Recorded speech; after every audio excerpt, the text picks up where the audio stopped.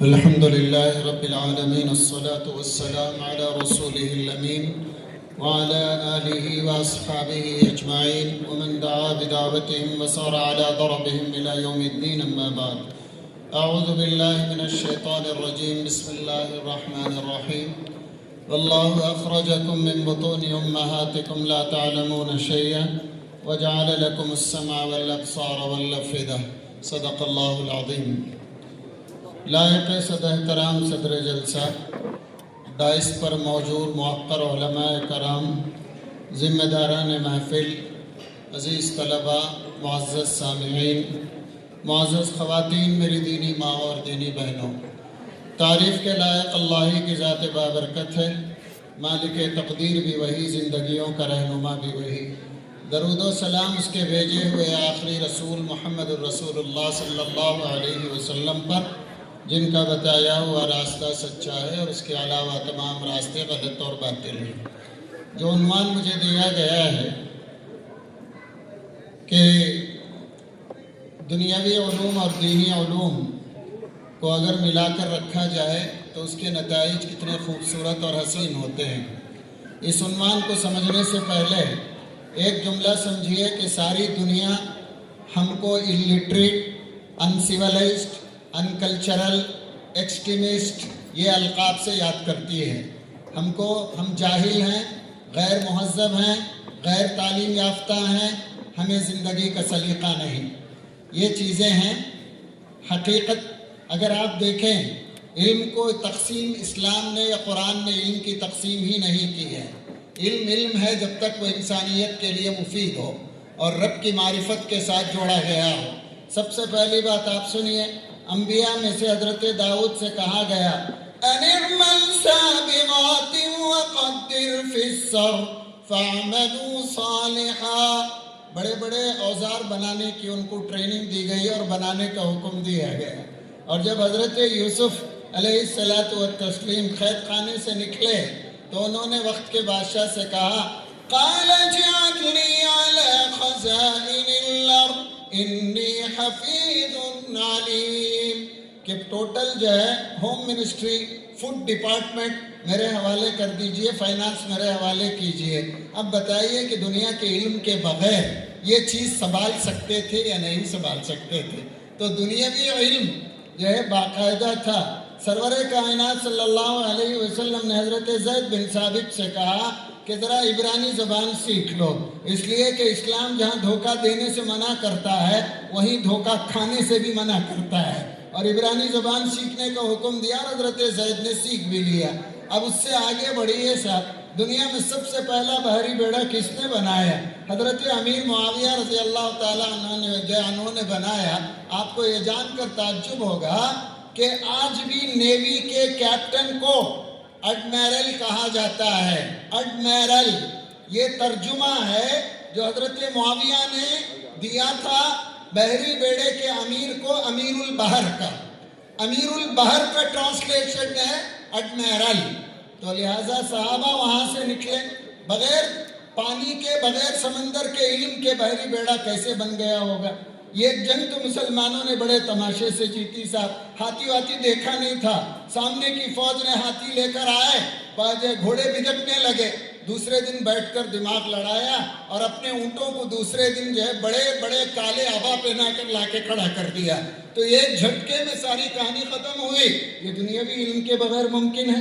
کیا یہ دنیاوی علم کے بغیر ممکن ہے؟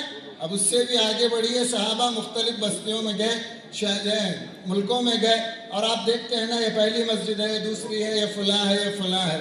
ایک اندازہ لگائیے، قبلے کی مارکنگ صحابہ انڈیا میں آ کر رہے ہیں، قبلے کی مارکنگ اسپین جا کر رہے ہیں۔ اس وقت جو ہے کوئی جو ہے معاملہ نہیں تھا، کوئی معاملہ نہیں تھا۔ کہیں آپ سنیں صحابہ رسی باندھ کر کعبے سے برابر لے کر گئے تھے؟ بلکہ کہیں سنیں آپ؟ بالکل نہیں۔ ٹینامیٹری وہ علم ہے جسے صحابہ نے استعمال کیا اور اس کی بنیاد پر قبلے کی مارکنگ کی، اور ترقی کے بعد اس قبلے کو بدلنے کی آج تک ضرورت نہیں پڑی، آج تک مارکنگ کو ضرورت نہیں پڑی۔ تو لہٰذا جو ہے علم دنیا کو ہم سے الگ کرنے کا کوئی سوال کبھی بھی نہیں پیدا ہوتا ہے، کبھی بھی نہیں پیدا ہوتا ہے۔ اب اس کے بعد بھی آگے بڑھی ہے موجودہ اگر آپ دیکھتے چلیں کہ علم طب ہے، ابن سینا کو لیجئے، فلسفے میں ابن رشد کو لیجئے، اسی طرح جو ہے اور جو ہے خارزم کو لیجئے، الجبرا، فزکس، کیمسٹری، ان تمام کے اندر جو ہے کون تھے؟ اور جب ہارون رشید کا زمانہ آیا نا، دل تھام کر سنیے، اس نے حنین ابن اسحاق ایک کرسچن کو بلایا اور بیت الحکمت بنایا، اور دنیا میں اس وقت علم کے 4 مرکز تھے، علم کے 4 مرکز تھے، ایک ایران تھا، دوسرا یونان تھا، تیسرا انڈیا تھا، چوتھا چائنا تھا۔ ان یہاں کے علوم کو عربی میں ٹرانسلیٹ کروایا اور حنین ابن اسحاق نے 1,00,000 کتابوں کا اپنی نگرانی میں ترجمے کروائے۔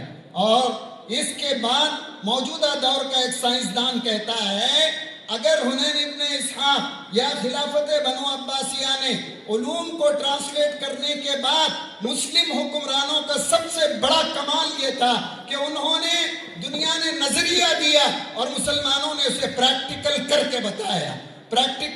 کے بتایا، لہٰذا اگر ان کا کام نہ ہوتا تو سائنسدان لکھتا ہے کہ ہم آج جس مقام پر ہیں اس مقام پر 500 سال کے بعد پہنچتے ہیں۔ اب ذرا سنو سر، دور صحابہ میں حضور کی مسجد نبوی سے لگا ہوا دواخانہ کس کا تھا؟ حضرت ام رفیدہ کا۔ اور بیماروں کا علاج کون کرتے تھے؟ حضرت نصیبہ ام ایمن رضی اللہ تعالی عنہ۔ تو لہٰذا آپ کو یہ جان کر بڑی حیرت ہوگی، ایک صحابی کی ناک ایک جنگ میں ختم ہو گئی، دنیا میں پہلی مرتبہ آرگن ریپلیسمنٹ حضرت ام رفیدہ نے کیا ہے، حضرت رفیدہ اسلمی نے کیا ہے۔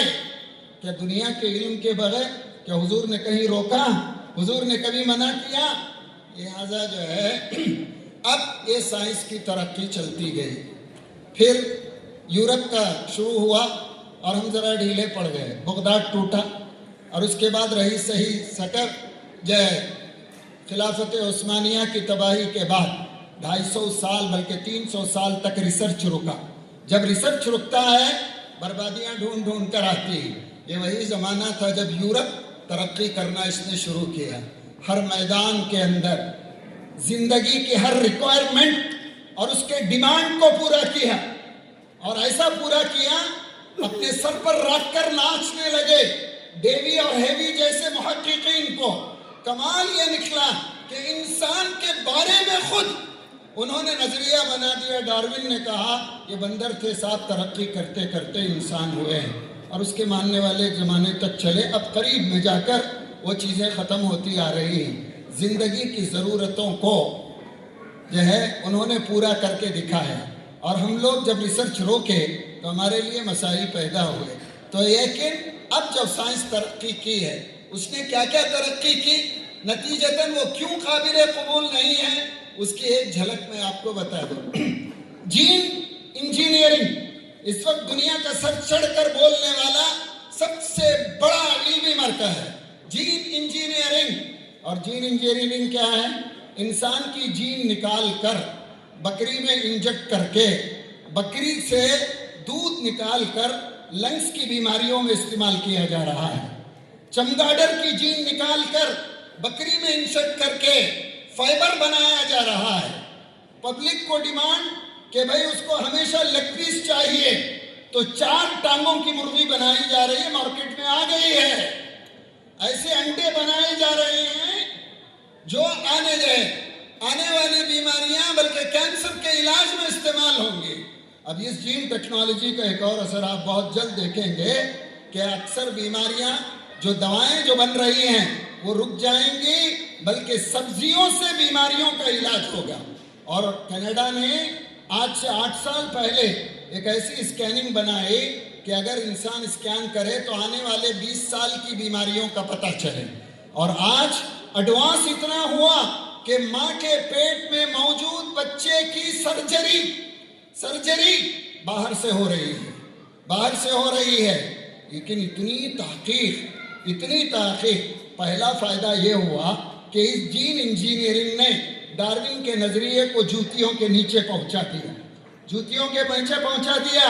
और जदीद साइंस ने कहा Y Y x Y, x Y gents में मेल में, एक्स एक्स जो है फीमेल में, एक्स और एक्स से मिलाएं औलाद नहीं हो सकती, और सिर्फ एक्स वाई से मिलाया जाए औलाद नहीं हो सकती, एक्स का वाई से मिलना जरूरी। और यही बात कुरान ने 1400 साल पहले कही, वो खलक़ मिन्हा ज़ौजहा, हमने आदम से इसको पैदा किया है। तो लिहाजा जो है ये चीज़ें आज चल रही हैं, लेकिन आज ये जो तहकीक है उसकी असल बुनियाद ये है कि आने वाली नस्लों को खुदा के वजूद के इनकार के साथ ये रिसर्च पेश किया जा रहा है, खुदा का कोई तसव्वुर ना हो। क्यों? अगर अल्लाह को मानेंगे तो रसूल को मानना, रसूल को मानेंगे किताब को मानना, किताब को मानेंगे आखिरत को मानना। इस तहकीक में वो खुद खुदा बनकर बैठे हुए हैं, वो खुद खुदा बनकर बैठे हुए हैं और तहकीक पर तहकीक जारी है। सारी दुनिया खुदा से मुक्त दुनिया पेश करना चाह रही है। अभी आपने देखा यह पेंटागन में 2-3 महीने पहले एक तूफान आया था, उसकी होस्ट 8 दिन पहले उसने अनाउंसमेंट में कहा पेंटागन के बारे में, it is a godless city, ये खुदा से बरी शहर है।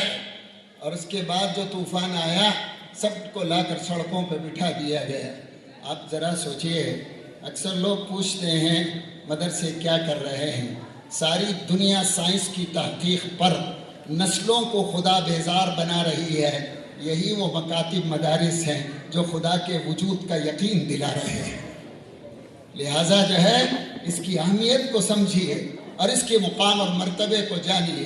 तो लिहाजा जो है तहकीकें होती जा रही हैं, तहकीक पर तहकीक होती जा रही है, और इन तहकीकों के नतीजे में दीन बेजारी, खुदा बेजारी और इंसान के लिए जो मसाइल खड़े किए जा रहे हैं, अच्छी तरह याद रखिए, हजरत इंसान का नफ्स एक ढलवान से उतरने वाली गाड़ी की तरह है।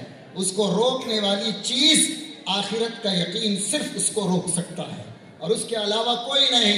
आखिरत को मानेगा एहतिसाब नफ्स पर आएगा, आखिरत को मानेगा जजा और सजा पर आएगा, आखिरत को मानेगा हिसाब व किताब से घबराएगा। लिहाजा अगर ये नहीं है तो फिर इंसानों में और जानवरों में कोई फर्क नहीं है। तो लिहाजा जो है असरी उलूम का होना ज़रूरी इसलिए है कि आपकी मेरी जिस जन्नत की तलाश में जिंदगियां कट रही हैं उसका रास्ता इसी दुनिया से होकर जा रहा है। और जो कौम आंखों से छुपी आखिरत की कामयाबी का रास्ता इस दुनिया में तलाश कर रही हो, क्या वो इस दुनिया में जीने का तरीका नहीं ढूंढेगी? सोच कर देखिए। तो लिहाजा दुनिया का इल्म चाहिए, मगर ईमान के साथ, खुदा की मारिफत के साथ, इंसान बने रहने के साथ। अगर ये नहीं होगा तो फिर कुछ भी नहीं होगा साहब, फिर भी कुछ नहीं होगा। आप दुनिया में चलिए, तरक्की पर तरक्की हो गई, एक बहुत बड़ा मार्केट बना दिया गया, लेकिन मुसलमानों को पस्तिमत किया गया। यूरोप की तरक्की के साथ इल्म को 2 हिस्सों में बांटा गया, दीन और दुनिया। और उसके बाद मुसलमानों को ये तय करके बिठा दिया गया कि तुम नाकारा लुकौम हो, तुम्हारे अंदर तमीज, तहजीब, तमद्दुन, सकाफत कुछ भी नहीं है। लिहाजा मुसलमान भी मानकर बैठ गए। ले दे के किस पर मुसीबत आई? 3% बच्चों को जो है तरबियत करने वाले मदारिस पर आई, और इनसे कौम को तोड़ने के लिए बड़ा आसान नुस्खा आजमाया गया। कौम को बदजन किया गया उलमा से बदजन किया गया। नतीजा ये निकला कि अवाम इससे हटती गई और उलमा पर यकीन कम होता गया। इन तमाम नताइज के बावजूद समझ में नहीं आता दुनिया ने क्या पाया। 80 साल तक रशिया में कुरान के ऊपर पाबंदी थी। ताशकंद की जामिया मस्जिद, इमाम बुखारी के इलाके की मस्जिद शराब खानों में बदल दी गई। 80 साल तक वही इस्लामी जमहूरिया तुर्क के अंदर पार्लियामेंट में अल्लाह अकबर की आवाज़ बंद थी। दुनिया के हर कोने में इस्लाम पर पहरे बिठाए गए। ایک سوال ہے، کیا اسلام مٹ گیا؟ کیا مسلمان ختم ہو گیا؟ یہ نہیں ہو سکتا ہے۔ ہاں، آپ کو مجھے اتنا ہوشیار کرنے کی ضرورت ہے کہ دینی علم، آپ اب ڈاکٹر بنیں، انجینئر بنیں، لیکن آپ ایک مضبوط مومن رہیں، اس لیے کہ آپ جو سروس کمیونٹی کو دے سکتے ہیں وہ دنیا میں کوئی اور فنکار نہیں دے سکتا۔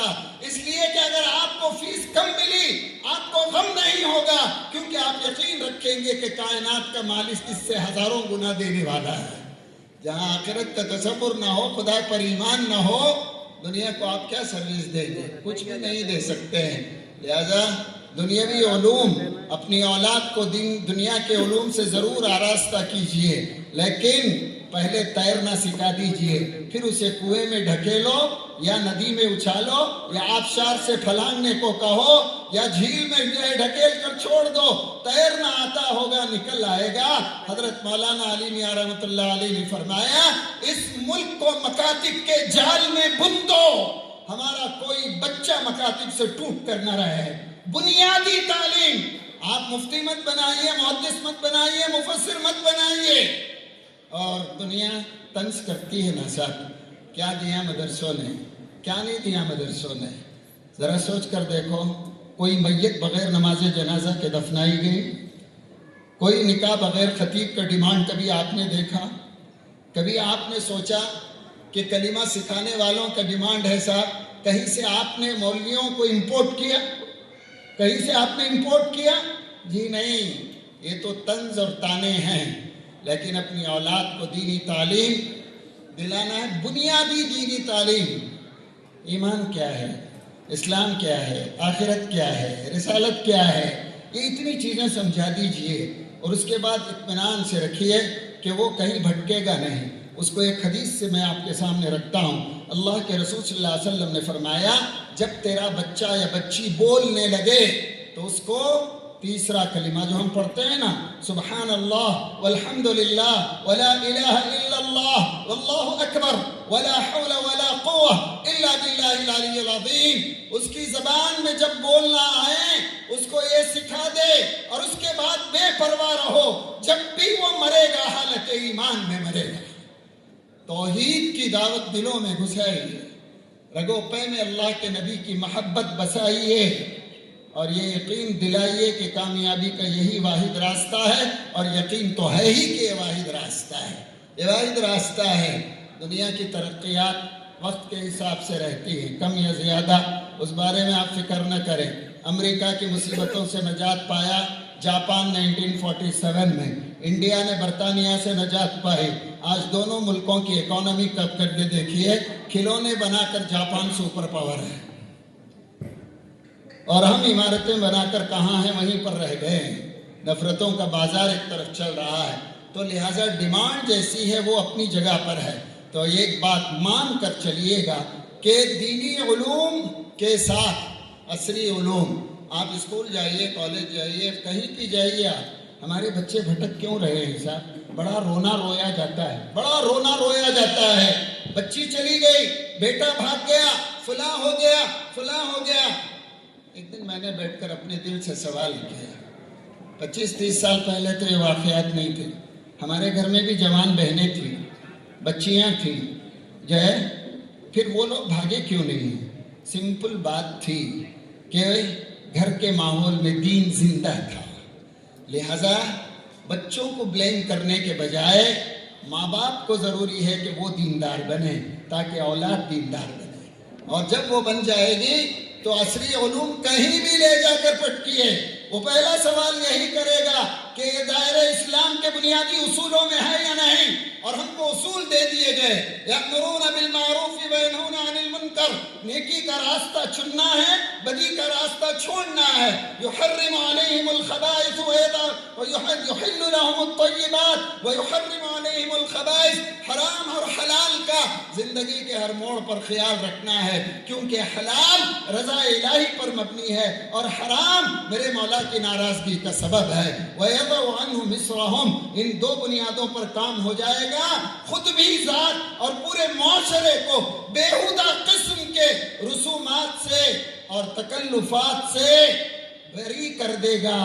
مومن چونکہ نبی کا یہی کام تھا وَيَضَعُ عَنْهُمْ إِصْرَهُمْ وَالْأَغْلَالَ الَّتِي كَانَتْ عَلَيْهِمْ فَالَّذِينَ آمَنُوا بِهِ وَعَزَّرُوا وَنَصَرُوا وَاتَّبَعُوا النُّورَ الَّذِي أُنزِلَ مَعَهُ.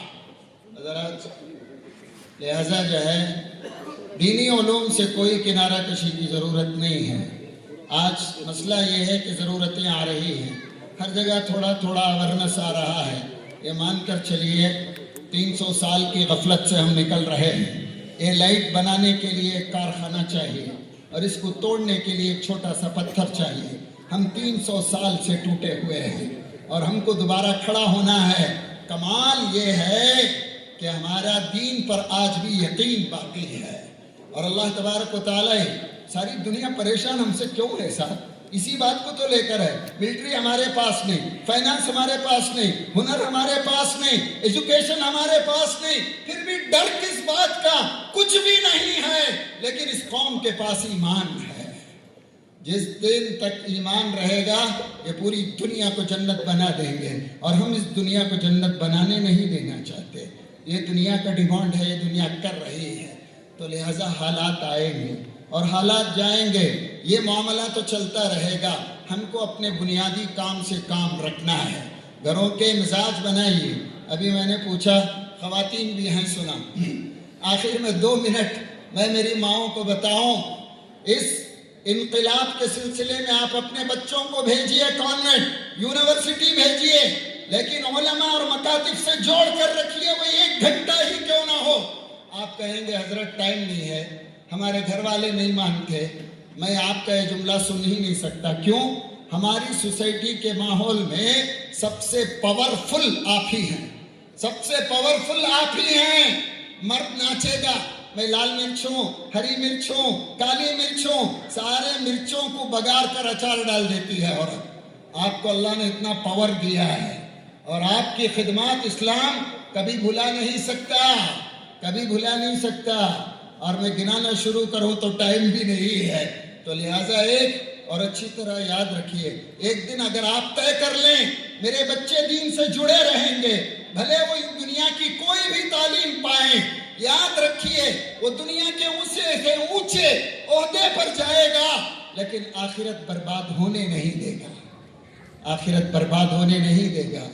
دنیا میں اگر اس تصور کے بغیر جینا ہے تو اپنے آپ کو انسان کہلانے کی ضرورت بھی کیا ہے؟ ضرورت بھی کیا ہے؟ اب دنیا کہہ رہی ہے کہاں جاؤ گے؟ تمہارے ہاتھ میں کچھ بھی نہیں، تمہارے ہاتھ میں فلاں نہیں، تمہارے ہاتھ میں وہ نہیں، تمہارے ہاتھ میں یہ نہیں. جتنا بکنا ہے دنیا بکے. مسلمان وہ عالم رہے، عام مسلمان رہے، پڑھا لکھا بھی نہ ہو، ایک ہی بات کہہ رہا ہے، منزلیں لاکھ کٹھنائیں گزر جاؤں گا، حوصلہ ہار کے بیٹھوں گا تو مر جاؤں گا. چل رہے تھے میرے ساتھ کہاں ہیں وہ لوگ جو یہ کہتے تھے کہ رستے میں بکھر جاؤں گا. اللہ نے آپ کو مجھے اس زمین کے لیے آخری پیغام بنایا ہے. اقبال کہہ گئے، کشتی حق کا زمانے میں سہارا تو ہے، عصر نو رات ہے، دھندلا سا ستارہ تو ہے. یہ بے بس دنیا، لاچار دنیا، غموں میں ڈوبی دنیا، محبت سے آری دنیا، نفرتوں میں جلنے والی دنیا، رشتوں کو بکھیر کر پریشان حال رہنے والی دنیا، فیملیوں کو اجاڑ کر ڈپریشن میں جانے والی دنیا. اس دنیا کو بتاؤ ایک بار آجا کملی والے کے سائے میں، راحت بھی ہے، سکون بھی ہے، اطمینان بھی ہے، دنیا بھی بنے گی اور آخرت بھی بنے گی، آخرت بھی بنے گی. لہذا عصری تعلیم اور دنیاوی تعلیم یہ دونوں ضروری ہیں. دنیا کی تعلیم سے ہماری دنیا بھی بنی ہے اور جو ہے دینی تعلیم سے دنیا بھی بنی ہے اور آخرت بھی. ان چیزوں کو پیش کرتے ہوئے میں اپنی جگہ لیتا ہوں. آخر میں شکریہ ادا کرتا ہوں صدر صاحب کا اور ذمہ داروں کا کہ جنہوں نے اس مبارک اور پر رونق محفل کا حصہ بننے کا موقع دیا. اللہ تبارک و تعالی تمام حاضرین کی دعائیں بھی حضرت والا کے ساتھ ہیں. اللہ تعالی عزیز ان کا سایہ امت پر باقی رکھے. وآخر دعوانا ان الحمدللہ رب العالمین.